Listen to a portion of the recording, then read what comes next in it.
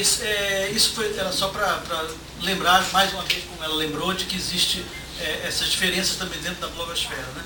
Agora, o que eu queria colocar, na verdade, porque primeiro eu queria fazer uma pergunta para deixar no ar, assim, para eventualmente alguém responder mais adiante. Já que o blog é uma ferramenta para o texto escrito, não só para ele, mas eminentemente para o texto escrito, se ele está se transformando num gênero literário em si. Se existe uma forma, se existe já um texto de blog, se já se pode pensar nisso, se já existem convenções, existe alguma diferença que já se possa notar como gênero literário no blog. E a outra coisa que eu queria era pedir ao Carlos Cardoso que explicasse um pouco mais essa experiência dele do ProBlogger, porque todos nós só sonhamos com isso.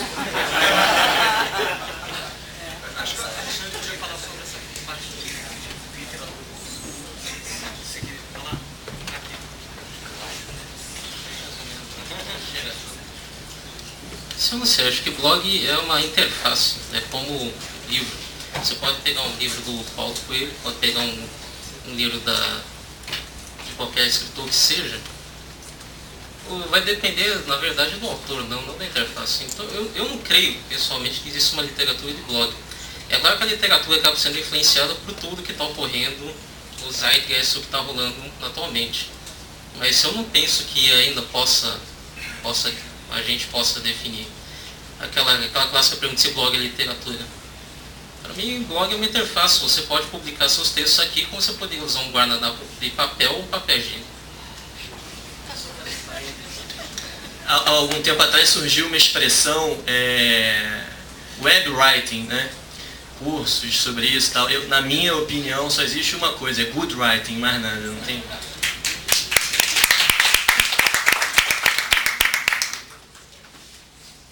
Exatamente, é desmistificar isso, não tem nada mágico no blog. Você escreve para o blog, mas você pode estar escrevendo para uma coluna de jornal e o texto é o mesmo. O que eu tenho visto é uma ligeira, não chega a ser um gênero literário, mas é uma forma diferente.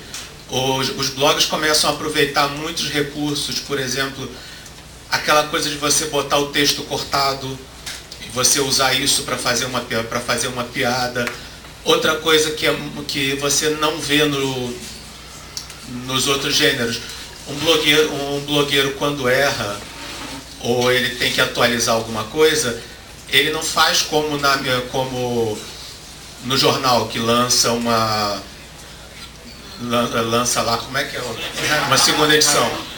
O blogueiro ele marca o texto, mostra que o texto foi apagado entre aspas, e em seguida coloca a correção. Isso é uma transparência que você nunca teve nada próximo disso. E vamos ver, na parte do ProBlogger, eu às vezes eu diminuo um pouco essa coisa do ProBlogger, porque eu já trabalhava escrevendo. Durante muito tempo eu vivi só escrevendo livros de informática, durante todo o final dos anos 80, começo dos anos 90. Então eu vejo, quando eu decidi trabalhar profissionalmente com blogs, para mim era só mais uma mídia nova, uma mídia que eu conhecia, mas não conhecia a fundo. Eu comecei a estudar essa mídia e eu já tinha meu site desde 96, se eu não me engano. Eu tinha, aliás, um enorme preconceito com blog. Quando algum amigo falava, entrei no seu blog, eu falava, não, que blog? É um site. Na época também não existia portal, então a gente não falaria que é um portal. E quando eu decidi trabalhar profissionalmente com blog e eu montei o Contraditório, que eu precisava de um tema, alguma coisa que me fizesse ganhar tempo. Eu sabia que eu ia errar, eu sabia que eu iria fazer muita besteira no meio do caminho, então, vamos maximizar o tempo. Eu vou montar um blog contando a minha experiência de criar um blog profissionalmente. Por isso que se eu faço um artigo bom e funciona, perfeito. Se eu faço um artigo ruim ou faço alguma besteira que deixa o blog fora do ar o dia inteiro, aí eu já tenho tema para outro artigo. Mas em termos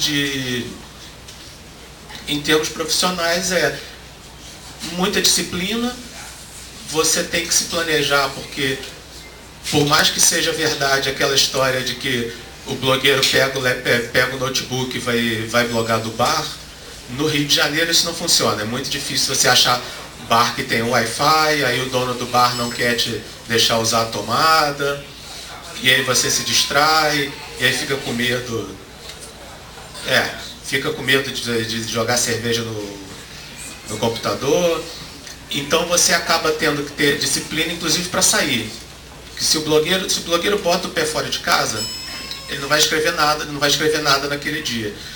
A minha média, eu tento manter uns 4 a 7 posts no meio beat e pelo menos um no Contraditório e um no carloscardoso.com.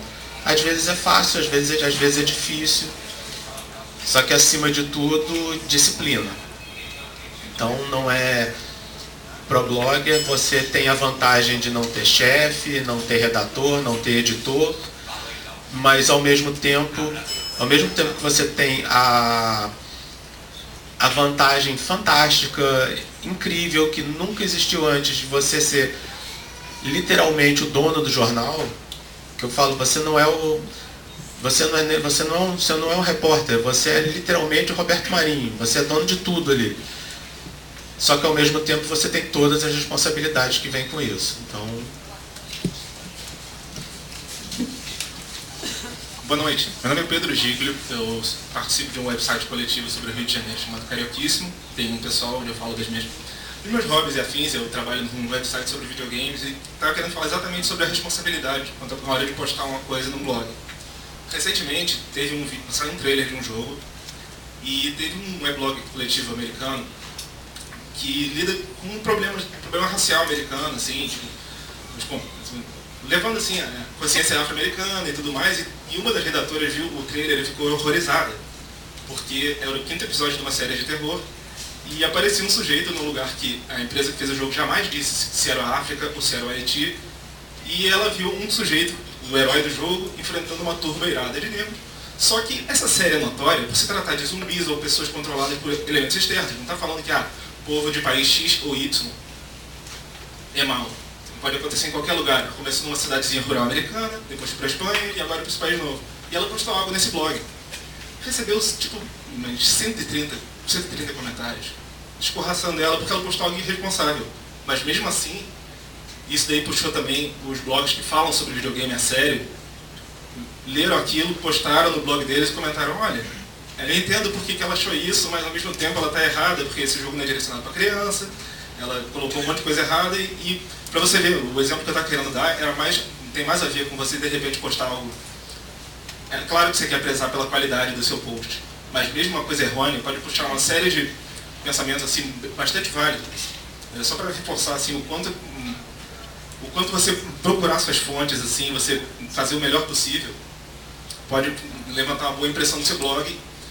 E por o público que gosta de videogame ser muito vocal, assim, tipo, você viu alguma coisa errada, o pessoal vai escorraçar, faz curriolinha, vamos lá comentar, bora comentar e escorraçar quem escreveu isso. Mesmo assim, me chamou a atenção, por exemplo, esse blog que eu jamais tinha ouvido falar. O blogueiro tá colocando a reputação dele em jogo em cada post dele, né? Então você tá botando a cara a tapa, a verdade é essa.